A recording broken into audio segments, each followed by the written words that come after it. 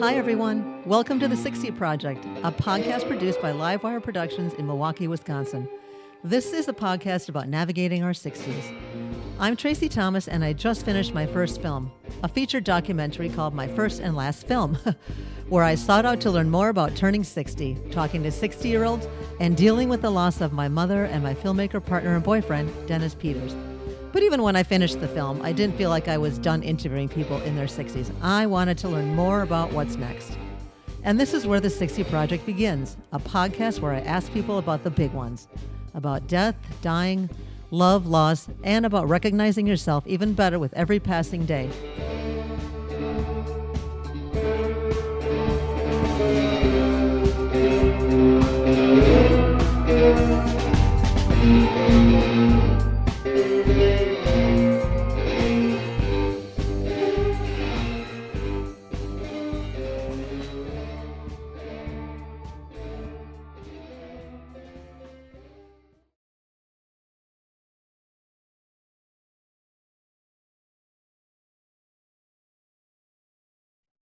Good afternoon, everybody. Welcome to another episode of the 60 Project. It's a beautiful spring day here in Milwaukee, Wisconsin. And just want to say thanks to everybody for tuning in every Wednesday. We really appreciate it. We've been kind of crunching some numbers, and we see that our numbers are going up for people listening and viewing. So thank you, everybody. And spread the word if you don't mind. Every Wednesday morning, we have a new episode. So, and we're still in the pandemic thing, so not much more needs to be said about that. Hope everybody's doing okay. Let's get started here. I have a guest today from Beloit, Wisconsin, and I met her about a year and a half ago in Beloit at their International Film Festival, where my film was being shown as a work in progress kind of thing. And that was an experience in itself. And she's got an interesting resume, and so I think let's just kind of get into it. Let's welcome Kathy Jo Taylor from Beloit. Hi, Kathy. Thanks for joining us today. Hello, Tracy. Thank you for having me. I appreciate it. How are you doing, by the way, with the pandemic thing? Let's get that out of the way. Yeah, I'm starting to get antsy like everybody else. And I kind of broke a few rules, and then I have my newborn baby granddaughter. Well, she's like 6 weeks. And we've kind of semi-quarantined with them once in a while. We're all being careful. Okay. But I miss going. I miss social. I'm a social person. So I really miss going places, to restaurants. I miss Starbucks. I miss saying hi to the person in the, and so my son who's disabled, he's 27, but he's more like 12. So he lives with me. And his highlight of his week, I think he only works to get coffee. And I make him the best coffee every morning. We French best beans, but no, Mom, we got to go get coffee. I don't understand, but I do understand because it's a social thing. Exactly. This is so bad. All the girls that know his name at Starbucks, and yeah. But other things, like I've organized my house. I have, in a lot of ways, I've been taking a walk every day. Yep.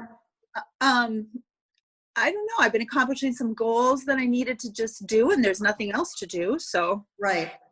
Yeah. It's a yin yang. It's good and bad. It's mixed. I agree. Everybody's healthy though. Everybody's good. Yeah, everybody's good, and yeah, we're good. So thank you. Yeah, you're welcome. I always have to ask everybody how they're doing. Yeah, I agree on the yin yang thing. It's like, yeah, I'm kind of in the last several years, I'm kind of okay with being alone and do my own thing. Yeah. And blah blah blah. But I agree about the social. The real social, just like you say, going to the coffee shop, or sometimes I would go to the coffee shop and just kind of do some work on the film back in the day, and just meet up with friends at the coffee shop. And yeah, if I want to go to a movie by myself, I mean, I'm happy to wait until we get the all clear, but sure. Every once in a while it gets a little squirrely. I agree. And it's one thing to enjoy your own company when you get to, because you want to. It's another thing to like be forced to, Exactly. I mean, yeah. if I want to be lazy for a day on my own, if it's self-inflicted, that's okay. Sure. But, yeah, when you're kind of being told you got to stay put, that gets a little challenging. I'm on like day 35 or something. I don't know. It's like, does it matter anymore what day it is, or the number? I don't think it matters. We're here. We're gonna stay here. I don't know. Yeah, I totally agree. It's challenging for sure. It is. Yeah. So let's kind of talk about this aging thing, which is the, topic Yeah. of this podcast, the 60 Project. You're not quite 60, right? Not quite. I'm approaching. I'll be 57 this year. Okay. Yeah. So How do that's you 60 feel about numbers. that? How do you feel about It's looming ahead for me. 40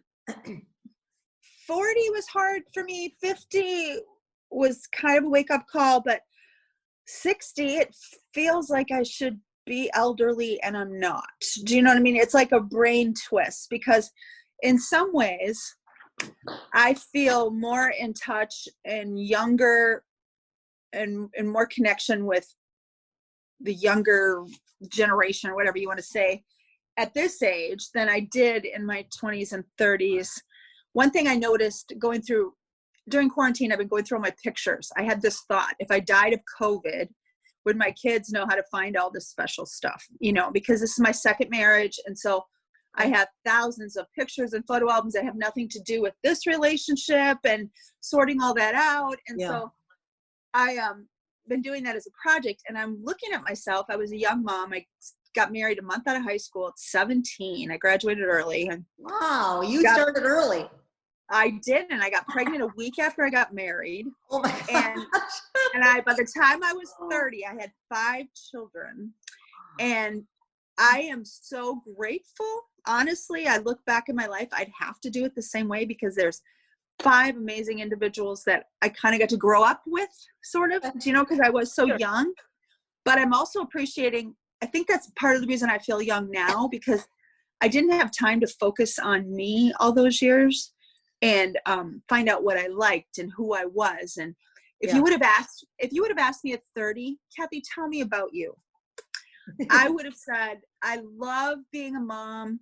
I think I'm doing good homeschooling. I think it would all have been about what I do for other people. I'm a decent wife. I'm a good cook. It would have been all this resume of what I do for others, but that's not what you asked me. You said, tell me about you. And I really think I would have been at a loss for words if you would have pegged me down for an answer. Yeah. Where now when I hit my 40s and I kind of got, my son went through cancer and I go through because life changed. All of a sudden I realized I like blues music, and I don't like A and I do like B. And I realized I had some things that were important just to me. Right. And it took me many decades to figure that out.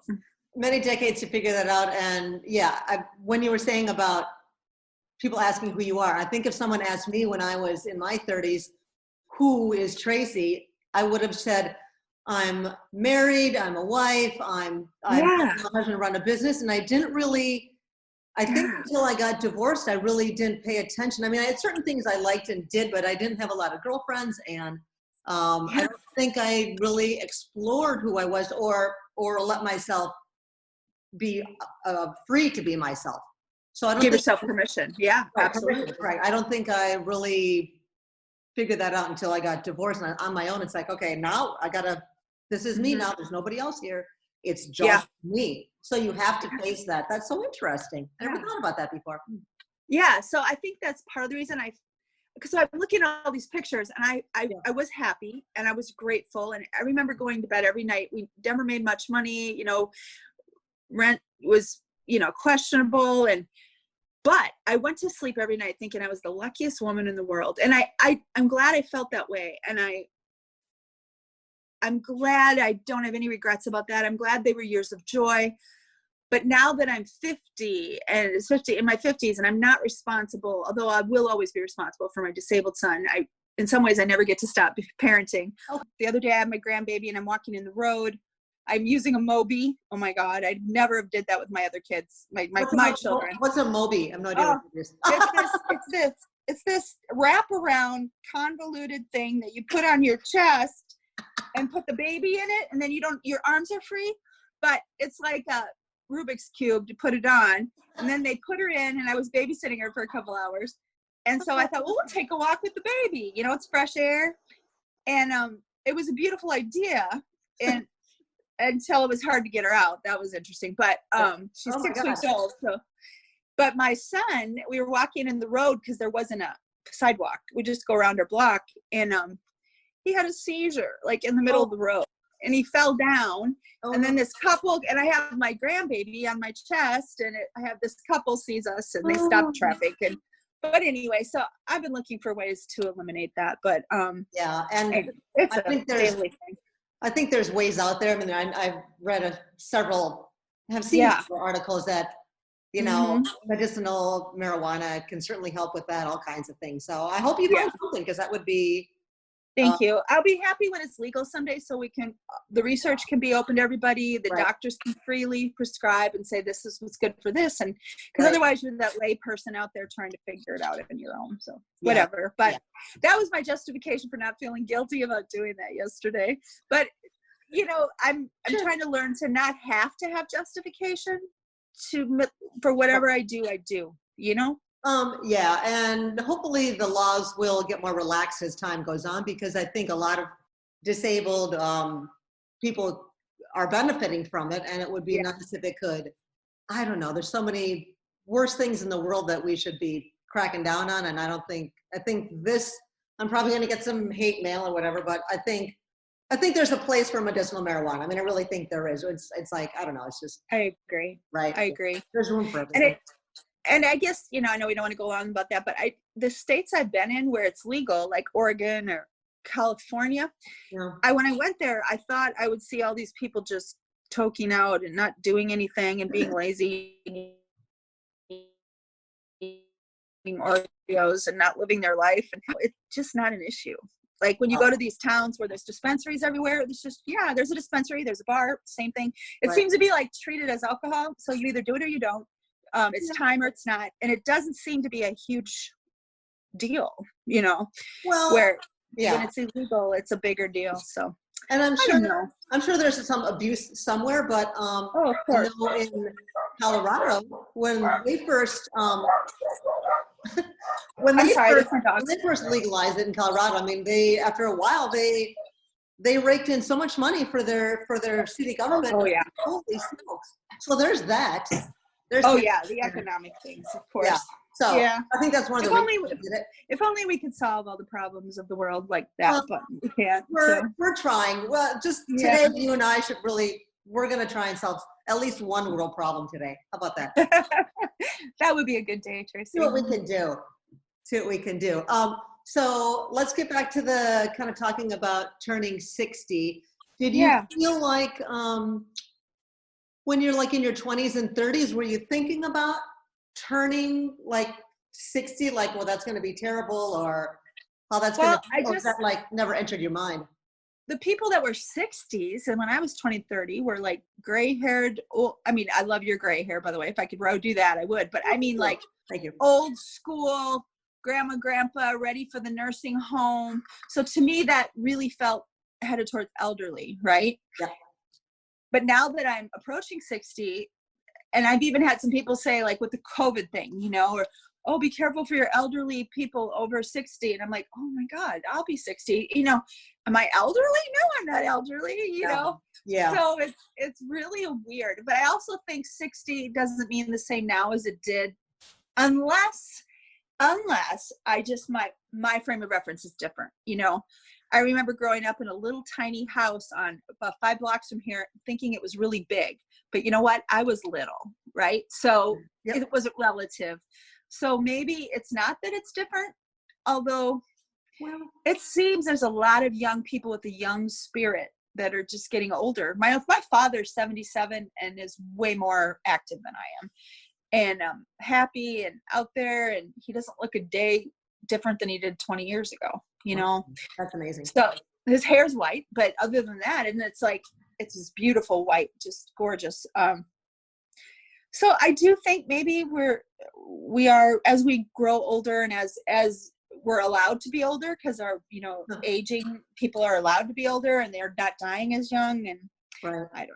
And people are more, I feel like people our age are more active and care more about their health than they did back in my grandma's day. So true. Right. So we're more vibrant. We want to do more things. We want to travel more. We want to have second careers. It's like we're not, I'm sure there's a small percentage that don't aren't, Yeah. like you and I, active and out there and have interests and hobbies but And I also think like when I was in my 20s and 30s, I was very heavy, like okay. anywhere from like 270 to I got up to 340, and I lived at that weight for many years, and Wow. I was very obese, and I was very active with my kids. I ran a youth center. I was never that lady that sat on a couch and ate bonbons, but I was very large, and I hated pictures of myself, and I didn't like to, I mean, I would take them with my children, but I didn't want to look at them, and I didn't like mirrors, and it was so weird. I had a weight loss surgery about 9 years ago now. Wow. Okay. Yes. I think I And remember talking about that. Yeah. yeah, and it changed my life, and I'm still way too much. I still need to lose about 30-40 pounds, but I don't feel like I'm different than anyone else in the room. You know what I mean? Like I feel I'm kind of Wisconsin chubby. You know what I mean? Like I can have, and Okay. I realized so many things about myself back then. I didn't love myself when I should have, because I thought I didn't look good enough, so I wasn't worthy of being loved. But what I did do, because I am a social person, because I do have this drive to reach out to people, and I do have this drive to connect, being so obese kind of helped me develop a superpower. And my kids have always laughed at me, Mommy, you can get somebody's Facebook in a grocery store line. You know, I mean, you connect with people weirdly, you know, in an elevator, give me 60 seconds and I got you, you know. And I think that was developed being really heavy, because I felt like, I don't want you to just judge me by this, so I'm going to show you who I am right away. So my superpower has been, I can show you who I am pretty quickly. And I remember this funny thing. I went to visit my son a few years ago in San Francisco, and we were on the BART, you know, that like BART subway thing. Yes. And he said, Mama, I give you 5 minutes to get somebody's Facebook. So he said, social experiment. I'm like, okay. So I see this young man with a crutch sitting, and I sit next to him, and I said, oh my God, honey, what happened to you? And he said, oh, I got hit by a car. I was walking across the road at this point, and I was like, oh, that's terrible. And he says, where are you from? I said, I'm from Wisconsin. Well, why are you here? Well, I'm here because I start chemo next month, because I had just been diagnosed with cancer, and I can't fly when I'm on chemo. So I'm here to visit. He goes, you have chemo? And I'm like, yeah. And he goes, you should talk to my mom. And I said, is she a cancer survivor? He goes, yes, she had non-Hodgkin's lymphoma. Long story, 4 minutes and like 18 seconds. I had him and his mom's Facebook. Okay. But I have this thing but that I love to connect. I want to connect with you, and I want you to see who I am, and I want to see who you are, you know? Right. And I feel like just by you asking a couple of questions, and maybe some people want to be asked, like the guy with the crutches. It's like you opened up to him, and like a stranger just said like, oh, how's it going? What happened? And people like that. People do want to talk about stuff. I feel like some people are afraid to ask a question, or like, I don't know. And I don't know what we're so afraid of. Someone's either going to answer you back or they're not. I mean, you know, not everybody's comfortable with strangers approaching them that way. I don't know. That's kind of what I loved about California, San Francisco too, because my son and his wife at the time lived in the Castro. And my first time being there, I thought, I mean, I'm a Midwestern girl, grew up in church, and I've been loving my gay friends for years. I haven't been judging them, but I still had heard all these things about the Castro and district, and all these gay men everywhere, and so friendly and so open and loving. And I'd be in the grocery store, and this man had a red pepper and a green pepper, and this older gentleman in front of me is like, oh honey, what are you gonna I said, what are you gonna do with that? And he goes, let me tell you. And then we would talk about what he was making for dinner, and I felt like I made a friend. I felt like, you know, it was this beautiful moment. In fact, connecting is such a gift that we don't do enough, in my opinion. And this year I've been trying to embrace something somebody told me about, and I'm a skimmer. Okay. I skim books. I skim what I hear sometimes just to glean the nuggets out of it. Yep. And someone was talking about platonic intimacy, how we should embrace that. And so this year, I think as I approach 60, I'm becoming wiser in that I realize not one person has everything I need in life. Exactly. Do you know what I mean? Yep. We are gifted. we are gifted with a diamond called life that has all these facets, and all those facets have faces of people. And this is coming to me as I'm saying it. I hope it makes sense. But they all have all these faces that feed and give us light, right? So my 2 minutes in that line with that gentleman that like, oh my God, honey, let me tell you what I'm making for dinner. You have a beautiful day, darling. And I'm like, I will. I took that as, I don't know his name, but I took that as this energy of love and grace and joy in the universe. Yep. And I have to tell you this experience that I will never forget. I was in the Castro the weekend. And the Castro, district is the gayest place in the United States, right? Okay. And I was there that weekend of the Orlando shooting where the man went into the gay club and, blew it up or whatever. And people died or shot it up. And there was a lot of fear in the Castro district that weekend because it was, even though it was California, it was a target for gay people.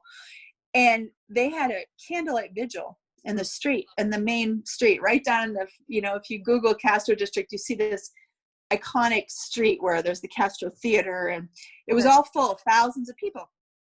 And I was with my son and his wife, and it was crowd, right? It was a big crowd.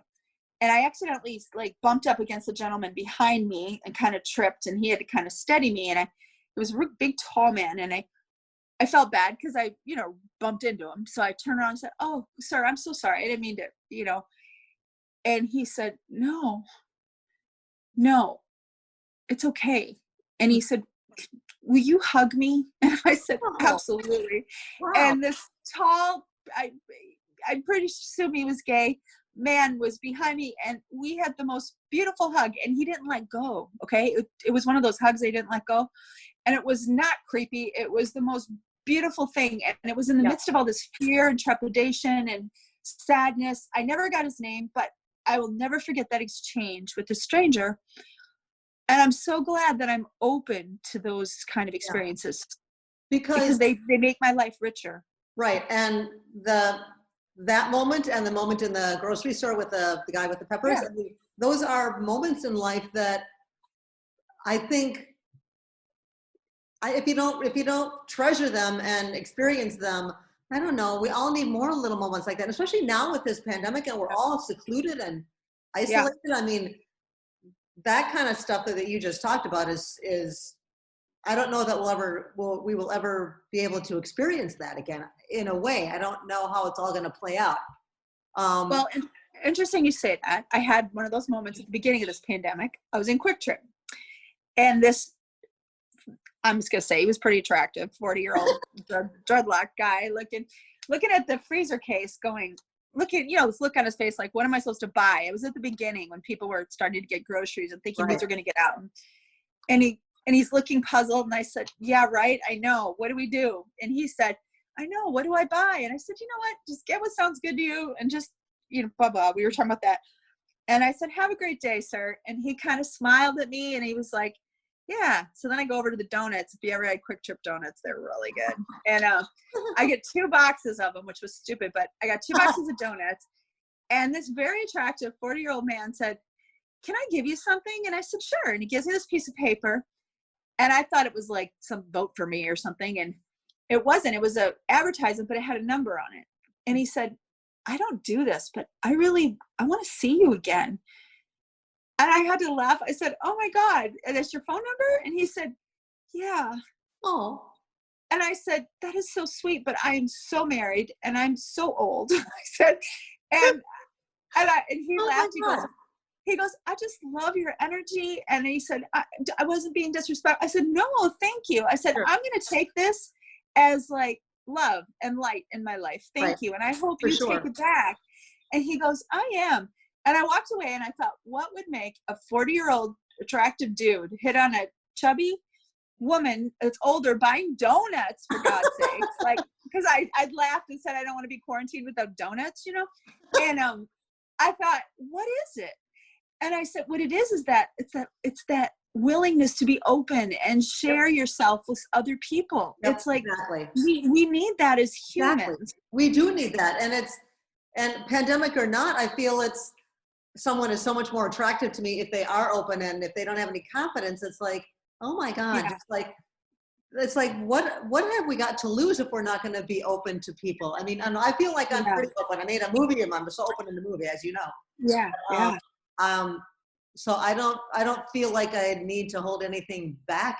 And again, maybe that comes with the age thing. I don't know, but I just fear like the situation as it plays out, we're gonna even retreat more and not be afraid to, I don't know, maybe we'll be more open with our friends and say how we feel. And I don't know, but Yeah.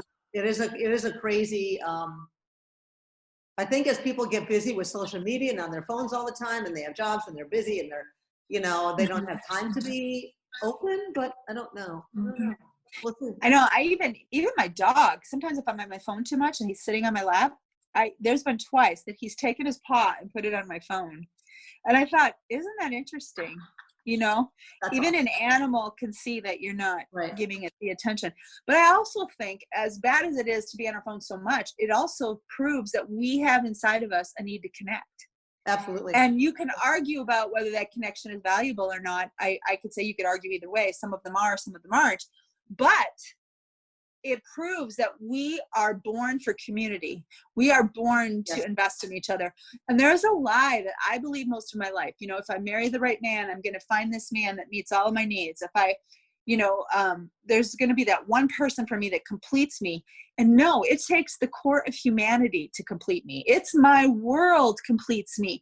That platonic intimacy. When I walked from Quick Trip that day, I wasn't thinking, oh my God, I wish I would have taken the hot guy's number so I could hook up. Right. I really wasn't. I was thinking, oh, he thought I looked pretty. He didn't care that I ate donuts. I walked a little straighter. I went home and I went, hey baby. And I gave my husband a kiss and I happily made dinner, not thinking, oh, he didn't tell me I look pretty today, or he didn't, Right. You know what I mean? It's like, I'm not expecting, since I've been embracing platonic intimacy and trying to find those moments and take them in. Yep. I've taken a lot of less pressure off of my main relationship. And I realized that even if, God forbid, something happened to him or I was single someday, I would be fine because I am so loved. And I am going to be loved in the future by people I haven't even met yet. Wow. What a great statement that is. Yeah. Because so I can look forward to life. I can look forward to my friendship with you that is beginning. I mean, that could be a forever thing till I'm here. And I could be gleaning from that the rest of my life. wow. Or the next person that I connect with. I mean, I don't know if they're for a season, for a little time, or if it's for a long time, but that's the cool thing too. Who knows? Well, as long as you're open, right. As long as you're open, there's the possibility there. As long as you're open, because I'm a pretty positive person. So I don't not trust people unless they give me a reason to not trust them. So I'm pretty trusting right away. And people go, oh, why would you do that? I'm like, why would I?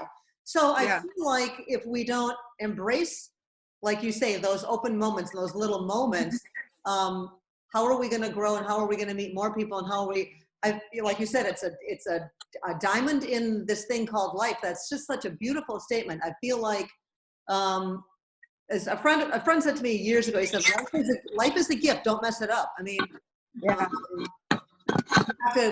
especially now, I feel like, and as I get older, I feel like, no, you got to really just kind of dive in and embrace everything that is coming your way. I don't know. I kind of lost myself in that ramble there, but and it's like, it doesn't come without a cost. We can be real. I get why people don't trust. I teach communications. I'm a professor, and you talk about trust misers and trust givers, and we're probably both trust givers. We give you that trust until you break it. Where a trust miser doesn't give you the trust until you earn it. Now there's trust misers are going to be less likely to get hurt, right? And trust givers are going to be hurt. And living my life open the last 15, 20 years, have I been hurt? Yes. Do I have haters? Yes. Weirdly, I am so loved. It's embarrassing. Okay. I can never whine about not being loved. I've had 2,000 students that I've been able to teach, college students. I have, and I've kept a lot of those in my life. We don't end our relationship, a lot of them after. I've had a lot of beautiful experiences going through cancer, meeting other people who've been through cancer, my doctors that I have on my phone that are happy to hear my voice. I've had so many beautiful experiences that this list of haters that I have, okay, they don't really matter. It's not that I don't care about them. I do. I'm sad that I caused them. But you can't waste your energy on that. No, I can't either. No. And I got that great book, The Subtle Art of Not Giving a Fuck, and it says in there, I have that book too. You have only, I just skimmed it, but you have, what I got out of it was this: you have only so many fucks to give in a day. Okay. So let's say you have 20, and that person that hates you, that wants to engage you in a Facebook fight, which is going on in my Facebook right now that I'm ignoring, but that will take up a lot of your fucks. Do you know what I'm saying? Your emotions, right. your energy. So it's like, be careful who you spend and waste your time on. And I guess that's the way I try to guard my heart, is negativity is just the biggest turnoff, because I get being realistic, and I get being concerned, and I get being careful, but just being negative and mean, I just don't have the energy for that. I don't either. And I feel like as I get older, I think when I hit like 55 or 60, probably closer to 60, it just is like what they say, when you hit that certain age, you really don't care anymore what other people think. And it was just like this light bulb of like, okay, I'm at that point now where I really don't care. I mean, you care, but not enough to, I don't know. It doesn't matter. I'm getting there, sister. Yeah. It's taken me a while. I grew up, I went through sexual abuse as a child, and it taught me this horrible thing. The thing that it left me with, the legacy it left me, was it left me feeling responsible for other people's emotions, and the people around me, that I was trying to protect this person that was hurting me. And it made me think that I believe this lie that I had the world in the orbit, and I was like a juggler juggling all these balls. And so it created a real codependency in me that I started my first marriage with, that I can't fault my husband for. I'm going to be this perfect, wonderful person that makes everybody happy all the time. And that is what that did to me. That experience of a few years of my life as a little girl, that's what it did for me. And that messed me up more than anything. Okay. And I'm learning at this age, wait, I'm not responsible. If you don't like me, or you hate my Facebook posts, or I make you crazy, just delete me. Okay. Just get rid of me. You don't have to be my friend, and it's okay. And I don't have to make you okay with my opinions. I have strong opinions about religion and about church and spiritual abuse and who I think God is. And I remember a few years ago, I had this weird, I grew up very fundamental Christian, loving, Jesus loves you, but I'm not sure God likes you that much if you don't do the right thing, So that was cool though. I still felt proud of my heritage. I raised my children kind of the same way. And then my oldest son became an atheist about 5 years ago. And he was not my favorite, as a mom of 5, you don't really have favorites, but he was my rock. He was my one that he grew up with me, and it challenged me, because I remember praying with him to receive Jesus at 5. And I remember him seeing an angel, he thought, in his room. And it made me question everything about the way I raised my children. And I was very offended and hurt and angry and challenged. And then he would send me all these podcasts that would make me crazy, and I would be so mad and felt so belittled. And he sent me this podcast one day, Dogma Debate by David Smalley. And the guy used to be a Christian, and he just engages believers. And I find myself thinking, yeah, you make sense. And the believer is the one who would make me crazy. And I would end up yelling at the believer. And I told my son, honey, someday mommy wants to talk to him. On March 7th, 2018, I'll never forget the day, because it kind of changed my life. He said, Mom, you got your chance. David had this famous scientist on tomorrow, and he can't do it. He needs a Christian to talk to. I told him he should talk to my mom. So I was at my office at URock, and the philosophy professor was next to my office. His office was next to mine, and we were good friends, and he's a believer. And I said, oh my God, Richard, you're not going to believe this, but my son told me I should, try to get on this atheist podcast tomorrow. And he was like, don't do it. They're going to want you to solve the problem of evil. And I'm like, holy shit, I can't solve the problem of evil. I'm only like, so anyway, I sent a little email, David, I've been listening to you, blah, blah, blah, blah, blah. I would love to talk with you. And my professor friend is like, oh my God, Kathy, you shouldn't have sent that. And 2 minutes later, hey, give me 3 hours tomorrow night. So I get home and I said to my husband, I am so scared. I'm so nervous. I need wine. Okay. And he was like, no. Okay. I'm not giving you wine. You're going to be an idiot. This guy's really smart. Okay. You don't hold your wine good. Right. Oh, so I was like, okay. Yeah. Might not be a good idea. Right. Right. So then I said, okay, well, my husband's interesting. When I married him, he was an atheist, my second husband. He came to my bar church, and that's how I met him. I had a church and a bar for 8 years. Okay.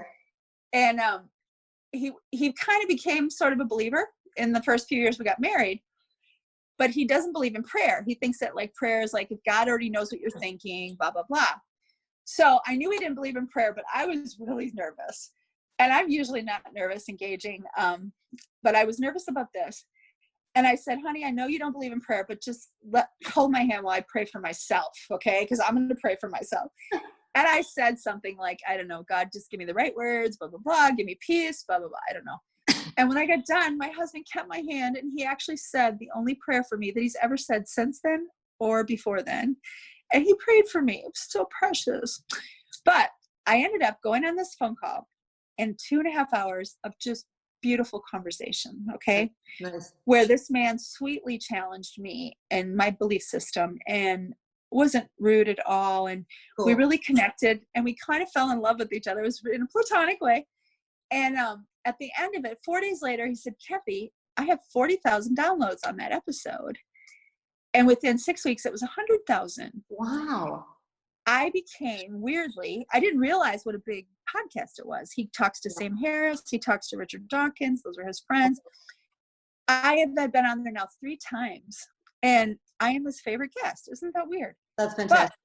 But what it did is it put me in this world of having to like look at my faith honestly and see how it applies to my life. And he challenged me to think, would you live your life any different? You know, and just seeing the beauty in humanity. And I still am a believer. I'll just tell you really quick. The first podcast I did, we argued about the blood for 45 minutes. Is God a mafia god? Why does he need blood? You know? And I had so much pushback. And that's, oh, I know what we're going back to. That's where it started, me really being challenged what people think of me. Because all my Christian friends, even one of my family members called me up and said, Kathy, I'm so sad. You know, you talked about the blood of Jesus for 45 minutes. Like you didn't think it was important. And I said, hey, did you ever wonder why God would need blood to accept you? Well, of course I do wonder that.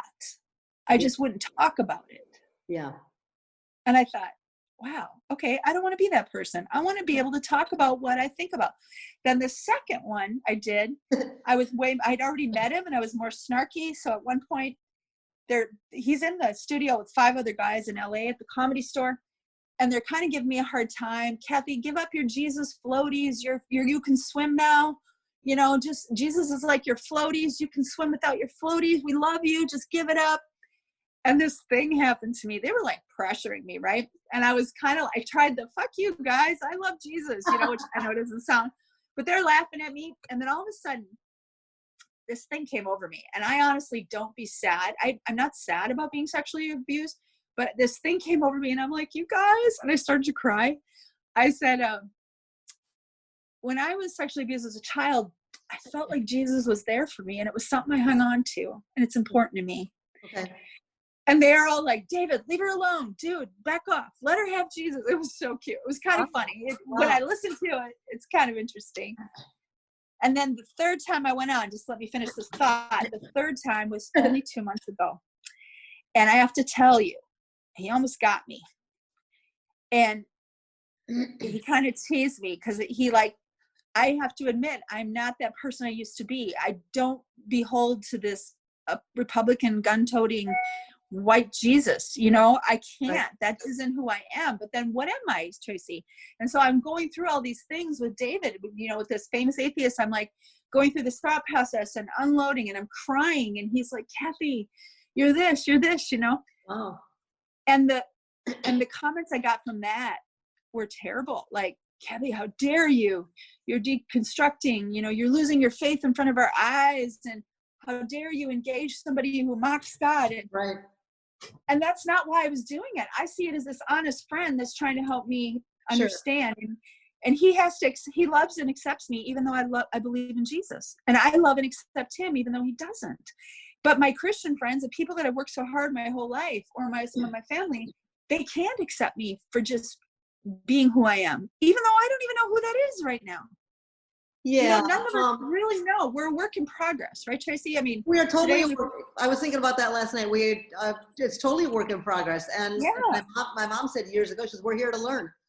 So I feel like I'm always learning and always a work in progress. I'm not perfect. And I'm a big believer in looking inward, especially as I get older. I want to reflect and be calm and be still and kind of know who I am. And if there are improvements I need to do, then I'll do them. But we're totally works in progress. Do you feel like, thanks for sharing all that, by the way. Do you feel like you are living now your authentic life? Yes, I do feel like I'm way more authentic. I still second guess myself all the time. I would love to get rid of that. But because I don't want to hurt anybody, I don't want to offend people. But sometimes if me being authentic makes you, like if me being honest about where I'm at and what I'm thinking about makes you be offended at me, I think I have to make a choice to keep a relationship with you or be honest to myself. I did a Facebook video a few weeks ago, and I said fuck way too much, but I was upset at it was a Franklin Graham thing, and he was like telling people the pandemic was God's curse. And I just thought, I hate even associating myself with a God that other people associate that with, right? Yeah. So I kind of said, this God deserves your atheism. And I did this little turn on that. But I ended up being really honest on my Facebook, which I have a few thousand people. So like my relatives and stuff around there. But I was really honest that truthfully, I said, I'm going to be honest with you guys. I'm hanging on to my faith by a thread, trying to weed out what I want to keep of this rubble of, evangelical Christianity that I was raised in. I'm trying to figure out what I believe, and I'm barely hanging on. So I was really honest, almost as honest as I was in the podcast with the atheists, which most of the people don't listen to that. But I got so many comments, like I got some text saying, Kathy, get a thesaurus, come up with better words. They were more, in other words, what hurt my feelings is they were more offended by my use of an F-bomb than they were that I might lose my faith. Okay. Because these are people that claim, right, to know God, love me. Right. And so wouldn't you be more worried, like, oh my God, Kathy, I'm praying for you that you don't lose your faith? Or why would that make you sad that I don't like Franklin Graham? Wouldn't it make you more sad? Yeah. But you're offended. You would think so. And I feel like on that same vein with this pandemic thing going on, the people on Facebook, and I feel like people are showing I'm seeing people as their true colors, as Cyndi Lauper would say. And it's I'm pretty disappointed in the few people that I've had different feelings about. And it's like, really? And people are like super nasty on my page. And it's like, again, I'm a positive person. So I feel like it's astounding to me that people can say so many things that they just comes out of their mouth without them, pandemic or not, that they think might not be offensive. They just say it just because they're saying it. It's like there's no filter. I mean, you have to be. And sometimes I fall into that too. Yeah, I have to say, because I jump into that fray. Right? I have low impulse control. So I'm going, ooh, post that. And then I might stir up the pot without meaning to, and then people get ugly, and so I kind of become provocative on there. And I'm gonna try not to do that, I guess.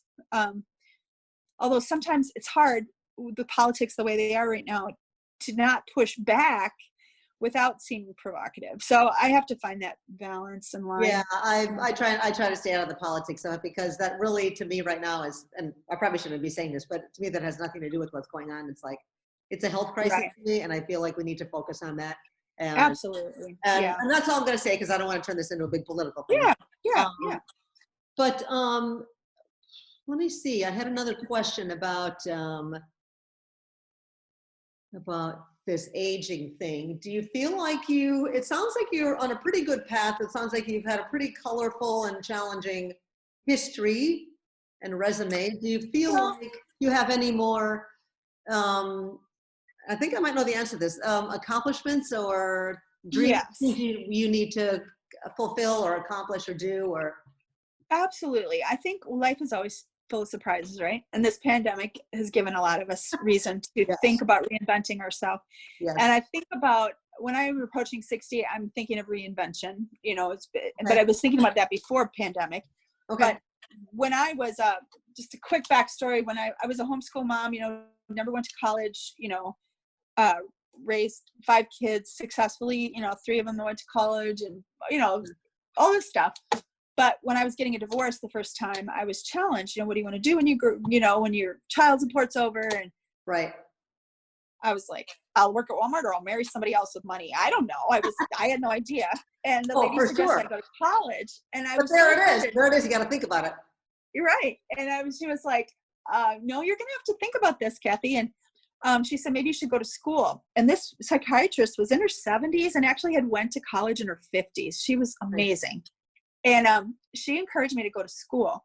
And I thought, I was kind of mad I had to do that. I thought, why do I have to learn algebra at 42 to be worth something, to be worth hiring? Because I've ran a youth center. I've, coped with cancer with my child. I've done all these great things. Yeah. But no, I don't mean anything unless I have a degree.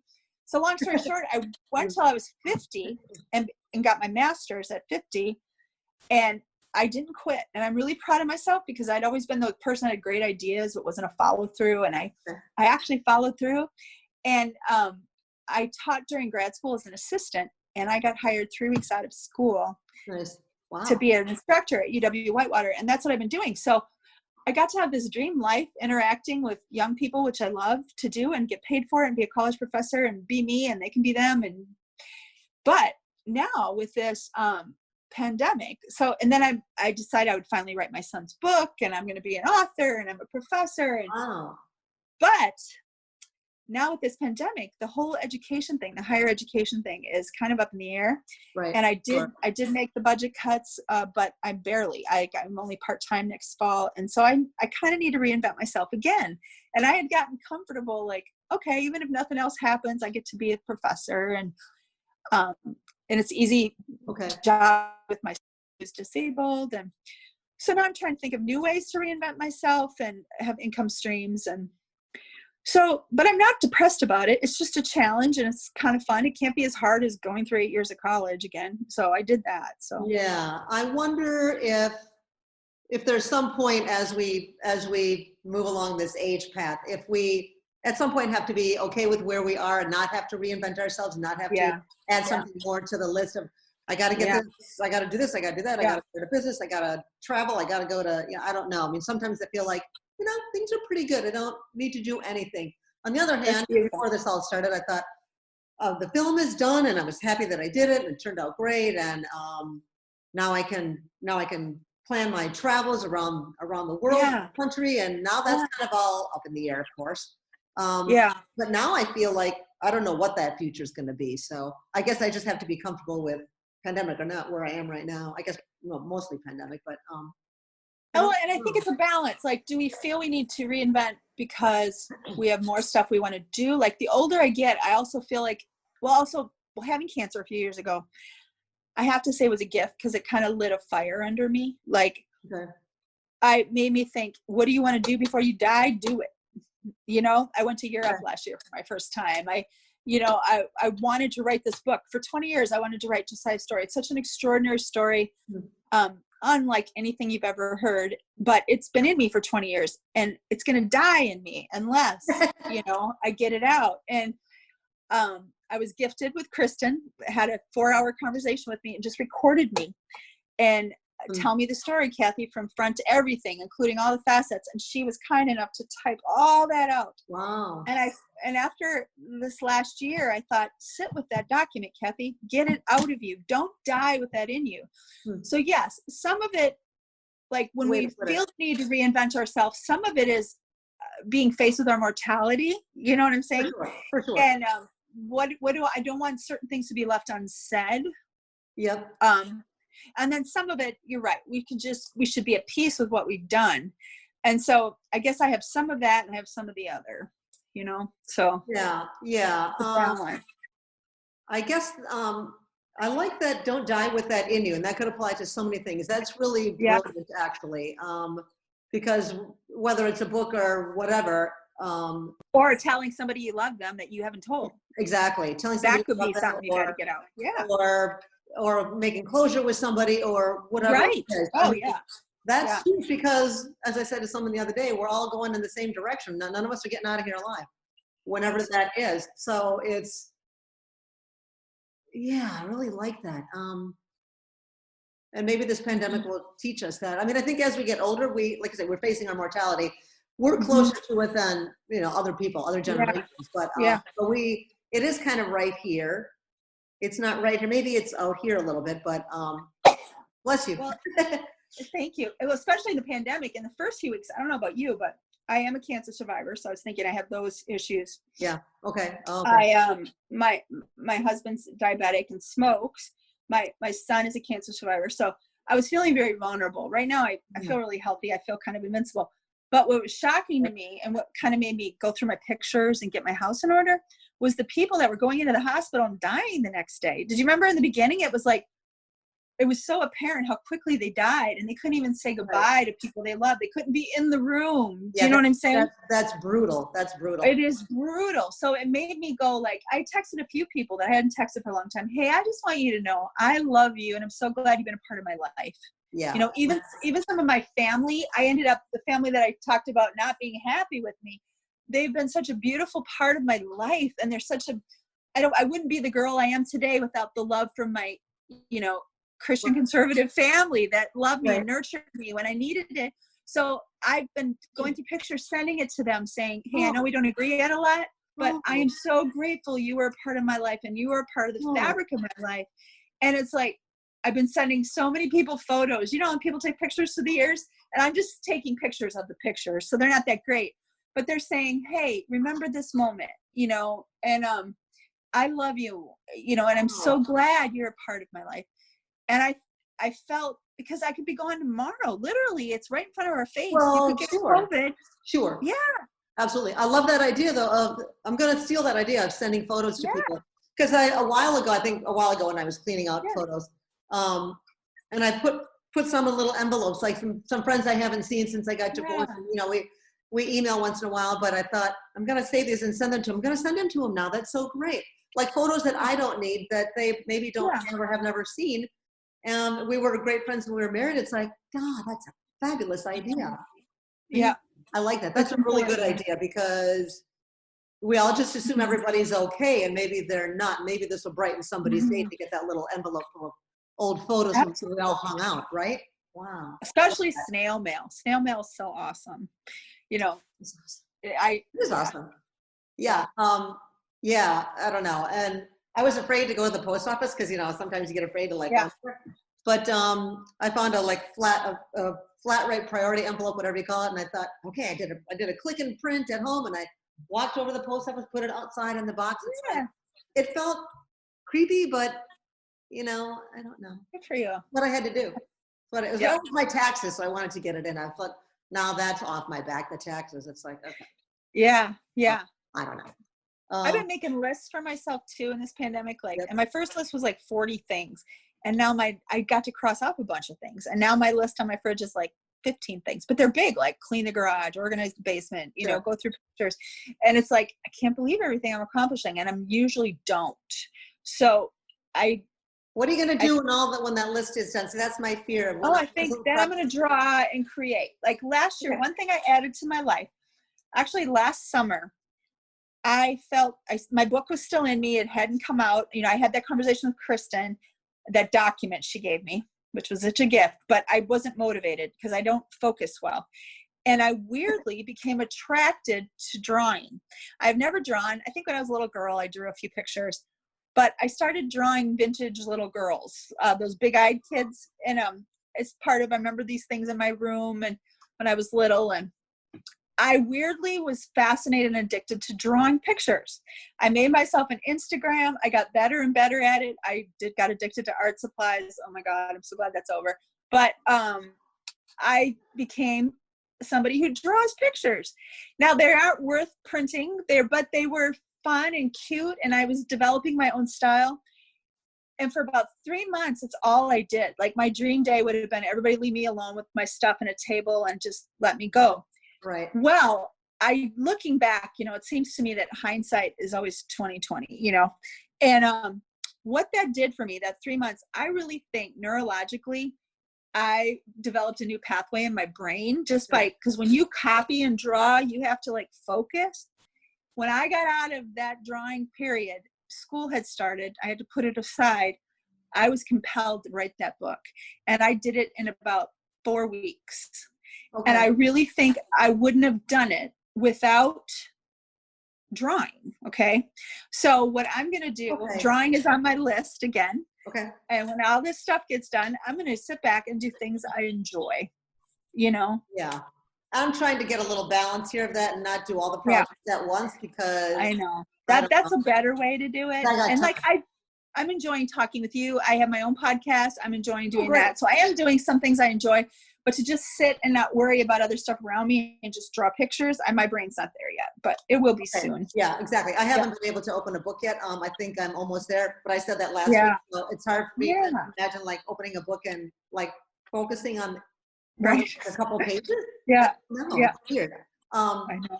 We'll get there though. I mean, we have plenty of time to do those creative things, but I think when our brains are relaxed, that there's more space now it's some spots in our brains emptied out because we're not rushing here and there and going to jobs and trying to get things done. Now we have all this open space to like read, draw, so creative. So like before we were multitasking to a fault.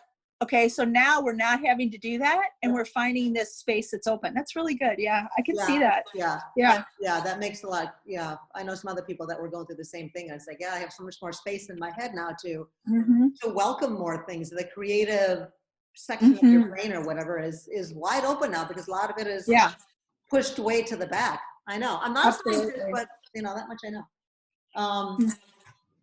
We are nearing our hour.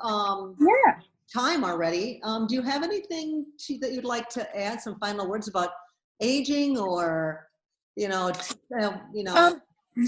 guess we all say to ourselves, we wish we could know now, like what we know in our 20s or something, but and I try to pass those things on to my children and say, oh my gosh, when mom was 20, I didn't realize this, but now I know it. You should learn it, but I really think that there's just things you don't get except by experience. And we don't get experience except by growing old. And when I got cancer, one of the most beautiful things it did for me was I used to dread getting old. Like, oh my gosh, what am I going to be 50 someday? Oh my God. Right. Then I got cancer and I thought, what a gift to be old. What a gift to be in a rocking chair at 90 and be able to hold a great, great grandchild. What a gift it would be. Yep. What a gift. And so I really want to look forward to whatever life has for me. And another thing, when my son got cancer 20 years ago or something, gosh, time goes so weird. One of the most comforting things that have comforted me during this pandemic was I used to worry, is my son going to die? Is my son going to die? Or when I got cancer, am I going to die? This thought would come to me that was this weird comfort. And it's been happening these last few weeks. Am I going to get COVID and die? Right. I could get hit by a bus tomorrow. And that comforted me 25 years ago. We could all die tomorrow, get in a horrible car accident. And I know that doesn't sound comforting, but it was, because I'm afraid of this thing that I think I see, but there's so much unknown we don't know. So much unknown. And so it comforted me. Yes, I could die from non-Hodgkin's lymphoma. I probably won't, but I could also get hit by a car. So I don't know. So I might as well live today and embrace what I have. And I began to live my life more intentionally, and I look for eye contact when I walk down the road or I walk down the hall at my school. I seek out human connection, and I glean so much beauty back from it. So much, it feeds my soul, just that smile from a stranger, or Right. I feel like I have the best life of anybody I know. And I believe it is because I feel that way. I know I don't, but I feel that way because I am so open to taking in everything this world has to offer, whether, no matter who it's from. It could be my atheist friend, that is famous for being an atheist and dealing with Christians, but he loves me and I love him, Right. or that guy at Quick Trip, or you, I mean, who knows? Or my sweet friend who said, Kathy, if our husbands die, let's be late life lesbians and just garden and grow old together. And she goes, we don't even have to sleep together, but we have to cuddle. And I'm like, and it was such a gift. And it was such a gift. I found that text on an old phone the other day. And that was my friend who had the Atheist Club of Rock County. Okay. And my response to her in the text was, I can't believe you said it to me. I'm a Jesus freak. She goes, I don't care, Kathy.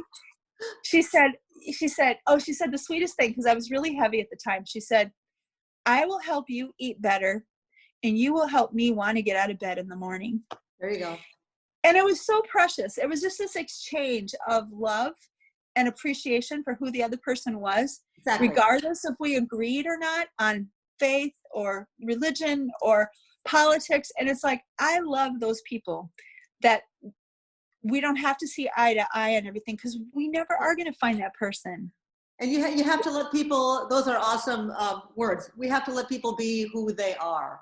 Absolutely. And you don't have to like everything, every single thing about them, but if you let people be who they are, then they will be who they are. They have that permission. They don't need my permission, but boy, if we kind of give it to them and let them know that it's okay to be who they are. And truthfully, Tracy, the people who are dicks, okay, I'm sorry, but the people who are dicks are people who are not living their authentic life. Because I really have never met somebody who has shown me their underbelly, that vulnerable side, that I haven't saw beauty in that. Well, and that's true. I have yes. Because the people that are shutting you out or being rude or being mean or cruel, or I have some of those people in my life, and they're not being who they really are. They're not being who they are. I don't think they are. And they probably don't know who they are, or they don't like who they are, perhaps. Or they're afraid of what that would take. I mean, I don't know if I was totally living my authentic life back in the day, but it feels pretty good right now at this age, don't you think? Yeah. I mean, I don't know. Yeah. I feel like it's going to make the rest of my life that much better. Absolutely. Who I am at this age, right? Definitely. Absolutely. Yeah. Yeah, I've got a girlfriend right now who's going through a pretty rough time, aside from pandemic stuff. And she's so vulnerable right now, but she's so open to me and so just willing to be herself in her terrible times here. And it's like, I feel so blessed to be able to help her, to be there for her, and that she feels comfortable with me to be herself.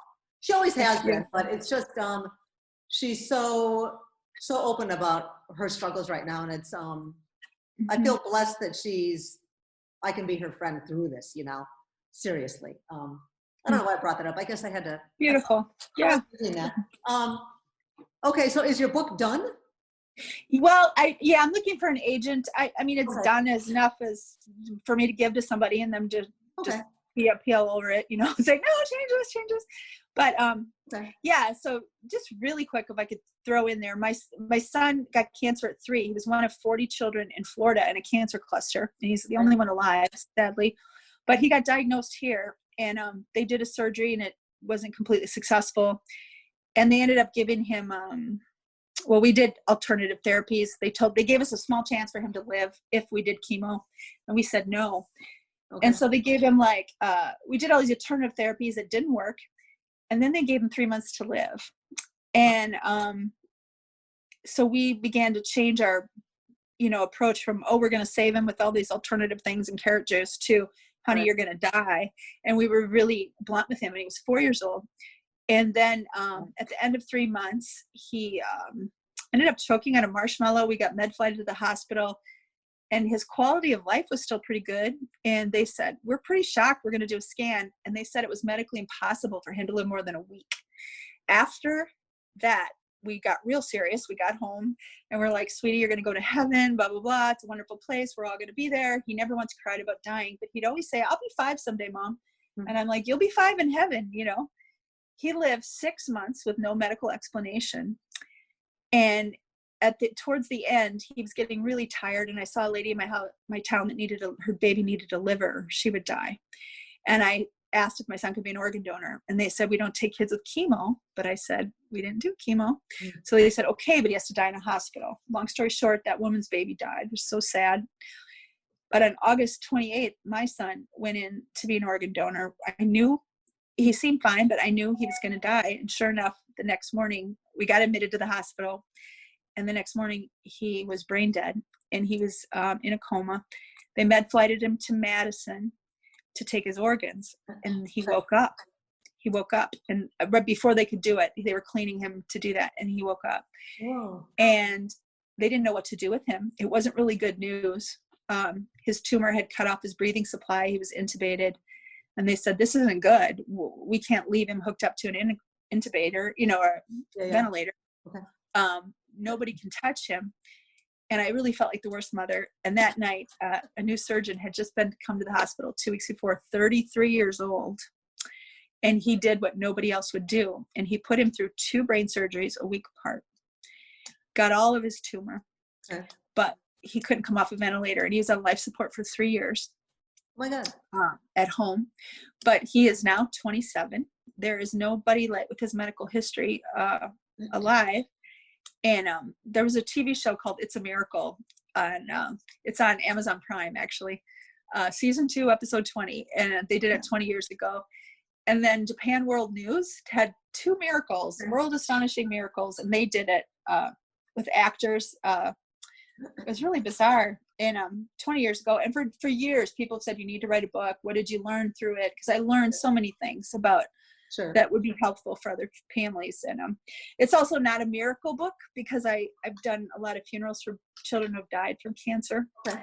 And that would just be cruel, you know. So anyway, I'm wanting to not go through a Christian publisher. I'm wanting to, you know, blah, blah, blah. So, but I think it's worth reading about and you learning about. It's a unique situation. So right, and we look forward to hearing about it when you get it on its way. And I hope I can get an autographed copy of it.